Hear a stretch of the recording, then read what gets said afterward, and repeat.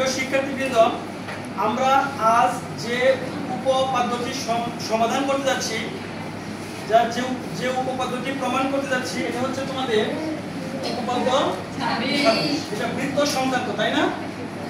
বৃত্ত সংক্রান্ত অষ্টম অধ্যায়, বৃত্ত সংক্রান্ত উপপাদ্য 26।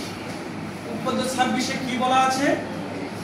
বৃত্তের বহিস্থ কোন বিন্দু থেকে দুইটি স্পর্শক থাকলে প্রমাণ করো যে স্পর্শ বিন্দু দ্বয়ের দূরত্ব সমান। বৃত্তের বহিস্থ কোন বিন্দু থেকে দুইটি স্পর্শক থাকলে প্রমাণ করো যে স্পর্শক দ্বয়ের দূরত্ব সমান। একটা মজার বিষয় হচ্ছে এই উপপাদ্যের সাথে তোমাদের বৃত্ত সংক্রান্ত সম্পাদ্য 8 এটাও সম্পর্কযুক্ত। কেন সম্পর্কযুক্ত? সম্পাদ্য 8-এ বলা আছে যে কি বলা আছে? বৃত্তের কোন বহিস্থ বিন্দু থেকে বৃত্তটির উপর স্পর্শক আঁকো। বৃত্তের দেখো, আমরা ও কেন্দ্র বিশিষ্ট একটা বৃত্ত নিলাম। এটা ও কেন্দ্র বিশিষ্ট একটা বৃত্ত। ও কেন্দ্র বিশিষ্ট বৃত্তে ধরো বহিস্থ মানে কি? বাইরে। বহিস্থ একটি বিন্দু আছে পি, এবং পি বিন্দু হতে এই বৃত্তের উপর আমাদের স্পর্শক আঁকতে হবে। কি আঁকতে হবে? স্পর্শক। তাহলে তোমরা এভাবে একটা বৃত্ত নিবা, বৃত্তের বাহিরে একটি বিন্দু নিবা কি? পি। এবার আমরা স্পর্শক কিভাবে আঁকতে হয় দেখো। আমরা প্রথমে কাজ করব, যে কাজটা করব, সর্বপ্রথম আমরা ও পি যোগ করব। কি যোগ করব? ও পি যোগ করব। এরপর দেখো ও পি এর মধ্যবিন্দু নির্ণয় করব। ও পি এর আচ্ছা, একটা রেখাকে কিভাবে সমদ্বিখণ্ডিত করা যায় মনে আছে? কি? অর্ধেকের ভেরি গুড। অর্ধেকের বেশি ব্যাসার্ধ নিয়ে দেখা যায় অর্ধেক অনুমান করিয়া কম্পাসের সাহায্যে অর্ধেকের বেশি ব্যাসার্ধ নিয়ে উভয় পাশে কি দুটি করে বৃত্ত চাপবে। ঠিক আছে? এরপর দেখো স্কেল ধরে এই যে আমরা বিন্দু পেলাম, এই বিন্দু আর এই বিন্দু, স্কেল ধরে শোনো আমরা এটা কোত্থেকে নিছি? পি বিন্দু থেকে যতটুকু ব্যাসার্ধ নিয়ে দুটো বৃত্ত চাপ আঁকবো, আর একটা কোত্থেকে? ও বিন্দু থেকে একই মাপে আঁকবো। ঠিক আছে? দুইটা বৃত্ত চাপ উভয় পাশে আঁকার পরে তারা দেখো আমরা যে দুইটা বিন্দু পেলাম, স্কেল ধরে একদম সোজা করে স্কেল ধরে আমরা শুধু কি নির্ণয় করব? মধ্যবিন্দু নির্ণয় করব। টি মধ্যবিন্দু কি নির্ণয় করলাম? টি নির্ণয় করলাম। ঠিক আছে? টি নির্ণয় করব। এরপর দেখো, আচ্ছা এটা যদি মধ্যবিন্দু হয়, তোমরা একটু বলো, এটা যদি মধ্যবিন্দু হয় তাহলে পিটি আর ওটি কি সমান? কথা কি ঠিক না ভুল? হ্যাঁ, বলো হচ্ছে টি হচ্ছে মধ্যবিন্দু। তাহলে আমরা এখন যে কাজটা করব দেখো, টি কে কেন্দ্র করে, কাকে কেন্দ্র করে? টি কে কেন্দ্র করে ওটি বা পিটি অথবা কি ওটি এর সমান ব্যাসার্ধ নিয়ে আমরা একটি বৃত্ত আঁকবো। দেখো এটাকে কেন্দ্র করে এটা সমান ব্যাসার্ধ নিয়ে একটি বৃত্ত আঁকবো। তাহলে দেখো টি কে কেন্দ্র করে, কাকে কেন্দ্র করে আমরা আঁকলাম? টি কে কেন্দ্র করে তার সমান ব্যাসার্ধ নিয়ে টিও এর সমান ব্যাসার্ধ নিয়ে কি করি? একটা বৃত্ত আঁকি। বৃত্ত চাপ না, এটা টোটাল আঁকলে বলা হয় বৃত্ত, আর একটু আঁকলে বলা হয় বৃত্ত চাপ। মনে থাকবে? তাহলে এটা কি আঁকি? বৃত্ত আঁকি। আচ্ছা দেখো, এই যে বৃত্ত আঁকলাম, এই বৃত্তটা ও কেন্দ্র বিশিষ্ট যে বৃত্ত, কোন জায়গায় ছেদ করেছে? এ বিন্দুতে। আর একটা কোন জায়গায়? বি বিন্দুতে ছেদ করেছে। তাহলে এই বৃত্তটি ও কেন্দ্র বিশিষ্ট বৃত্তকে এ ও বি বিন্দুতে ছেদ করেছে। ঠিক আছে? তাহলে আমরা এক কাজ করব। এখন দেখো পি এ স্কেলের সাহায্যে, কিসের সাহায্যে? পি এ এবং পি বি যোগ করি। করো। তাহলে পি এ এবং পি বি হচ্ছে আমাদের কি? দুইটি স্পর্শক। পি এ এবং পি বি কি? দুইটি স্পর্শক। এই হচ্ছে আমাদের সম্পাদ্য 8। তোমাদের সম্পাদ্য 8 এরকম ভাবে আছে যে বৃত্তের কোন বহিস্থ কোন বিন্দু থেকে বৃত্তটির উপর কি আঁকতে হবে? স্পর্শক আঁকতে হবে। তাহলে আমরা প্রথমে কি করলাম? ও কেন্দ্র বিশিষ্ট বৃত্তের বহিস্থ একটা বিন্দু কি নিলাম? পি ও যোগ করলাম। এরপরে পি ও এর মধ্যবিন্দু কি নির্ণয় করছি? টি নির্ণয় করেছি। এবার টি কে কেন্দ্র করে কার সমান ব্যাসার্ধ নিয়ে? বলো, কার সমান ব্যাসার্ধ নিয়ে? হ্যাঁ, টি ও এর এই যে এটা সমান ব্যাসার্ধ নিয়ে কি করি? বৃত্ত আঁকি। বৃত্তটি ও কেন্দ্র বিশিষ্ট বৃত্তটি কোথায় ছেদ করেছিল? এ ও বি বিন্দুতে ছেদ করেছে। এরপরে স্কেলের সাহায্যে আমরা কি করলাম বলো? PA এবং PB যোগ করলাম। তাহলে PA দেখো PA এই যে PA এবং PB হচ্ছে দুইটি স্পর্শক। ক্লিয়ার? PA এবং PB দুইটি স্পর্শক। এখন এটা সম্পর্ক আটা আমাদের মনে করো কমপ্লিট। এভাবে স্পর্শক আঁকতে হবে। তোমাদের যদি উপপাদ্য 26 যদি তোমরা প্রমাণ করো এই কাজটা করতেই হবে। বুঝতে পারছো? দুইটা স্পর্শক আঁকতেই হবে। ঠিক আছে? এবার আমরা চলে যাচ্ছি, দেখো এটা শেষ করে কেটে দিব। এবার আমরা চলে যাচ্ছি উপপাদ্য কত? উপপাদ্য 26। উপপাদ্য 26 এ দেখো আমরা লিখব মনে করি ও কেন্দ্র বিশিষ্ট বৃত্তে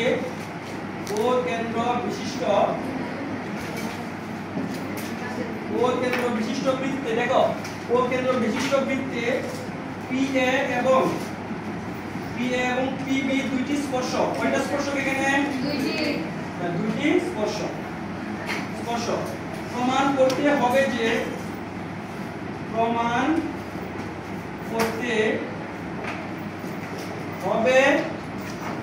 কি প্রমাণ করতে হবে? PA সমান PB। লক্ষ্য করো এইটা হচ্ছে উপপাদ্য 26। প্রমাণ করতে হবে PA সমান PB, অর্থাৎ বৃত্তের বহিস্থ কোন বিন্দু থেকে দুইটি স্পর্শক আঁকা হলে প্রমাণ করতে হবে স্পর্শক বিন্দু দ্বয়ের দূরত্ব সমান। এই স্পর্শ বিন্দু দ্বয়ের দূরত্ব সমান মানে PA সমান কি PB, এটা আমাদের প্রমাণ করতে হবে। ঠিক আছে? আচ্ছা, এর জন্য একটু অঙ্কন আছে। আমরা কিন্তু এখন উপপাদ্য 26 করতেছি। অঙ্কন আছে। অঙ্কন কি? দেখো অঙ্কন হচ্ছে আমরা স্কেলের সাহায্যে যে কাজটা করব, দেখো লক্ষ্য করো OA, এই দেখো স্কেলের সাহায্যে OA এবং OB যোগ করি। কিসের সাহায্যে করব এটা? সরলরেখার মাধ্যমে। তাহলে OA এবং OB কি করি বলো? যোগ করলাম। আচ্ছা, OA এবং OB যোগ করাতে দেখো OA এবং OB যোগ করাতে তাহলে এটা কি একটা ত্রিভুজ উৎপন্ন হয়ে গেছে না? দেখো এই যে এটা কি হয়েছে? এটা এই ত্রিভুজটার নাম কি? আমি কলম ঘোরাচ্ছি, এটার নাম কি? PAO, একটা ত্রিভুজ। Very good. দেখো নিচে তো একটা ত্রিভুজ হয়েছে, নিচে আরেকটা ত্রিভুজ উৎপন্ন হয়েছে না? POB অথবা PBO। ত্রিভুজ বলার সময় তিনটা অক্ষর বললেই হলো। ঠিক আছে?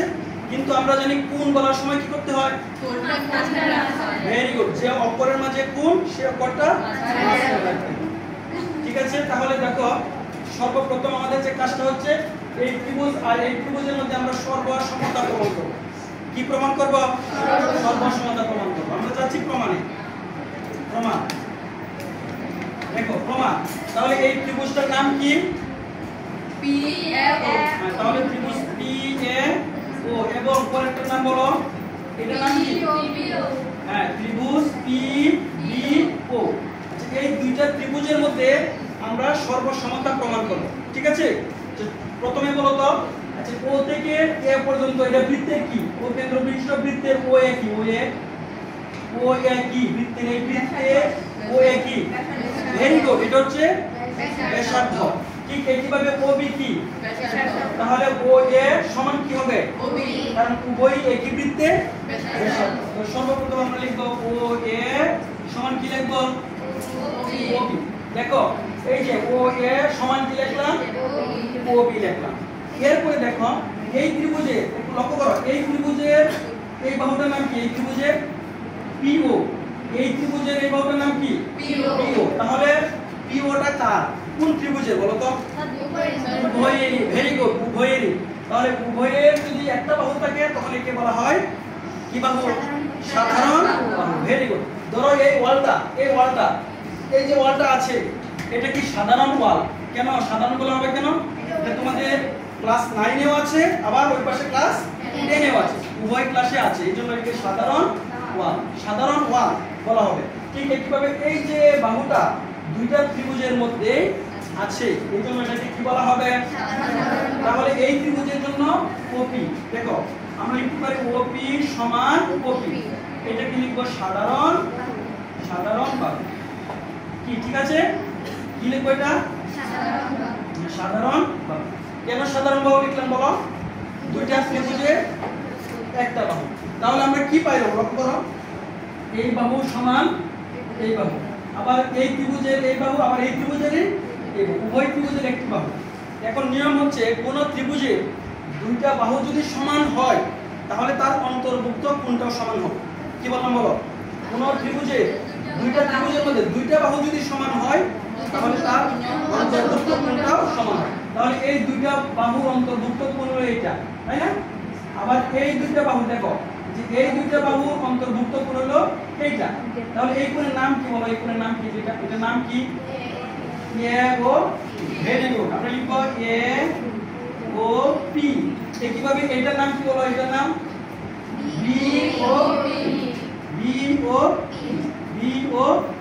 দেখো তাহলে ত্রিভুজের এই যে দুইটা বাহু আর একটা কোণ সমান, ত্রিভুজের দুইটা বাহু একটা কোণ সমান। তাহলে ত্রিভুজ সর্বসম হওয়ার শর্ত কয়টি মনে আছে? তিনটি। ভেরি গুড, তিনটি। ত্রিভুজ সর্বসম হওয়ার শর্ত কয়টি? ত্রিভুজ সর্বসম শর্ত কয়টি? শর্ত তিনটি। কি কি তিনটি মনে আছে? বলতে পারবা? এক নাম্বার আমরা লিখব বা ও বা। দুই নাম্বার কি? ও বা ও। আরেকটা কি? আরেকটা হচ্ছে বা। অর্থাৎ দুইটা বাহু একটা কোণ, আর এখানে দুইটা কোণ একটা বাহু, আর কি তিনটা বাহু যদি পরস্পর সমান হয় তাহলে ত্রিভুজ দুটি কি হবে? সমান। এবং এই নিয়মের মধ্যে কোন কত নম্বর রুল সেট করছে দেখো তো? এক নম্বরে পড়ে গেছে যে দুইটা বাহু আর একটা কোণ। তাহলে যেহেতু দুইটা বাহু আর একটা কোণ সমান তাহলে ত্রিভুজ দুইটা কি আমরা লিখতে পারি? দেখো সুতরাং আমরা কি লিখব? ত্রিভুজ নাম কি ছিল? ত্রিভুজটা পি এ ও বা পি ও এ লিখলি হলো। আচ্ছা লিখলাম পি এ ও। ত্রিভুজ সর্বসম কি লিখব বলো? ত্রিভুজ পি বি ও।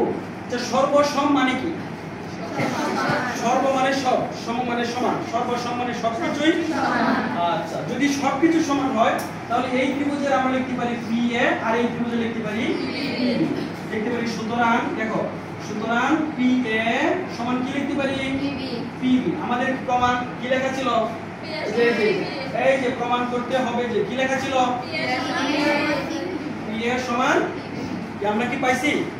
হ্যাঁ, সর্বসম প্রমাণ করে আমরা বললাম যে পি এ সমান প্রমাণিত। এটা হচ্ছে প্রমাণ। কি তোমরা কি বুঝতে পারছো এটা? এখানে কোনো প্রশ্ন আছে কারো? ধন্যবাদ। তাহলে এটা খাতায় উঠে নাও। ধন্যবাদ সবাই।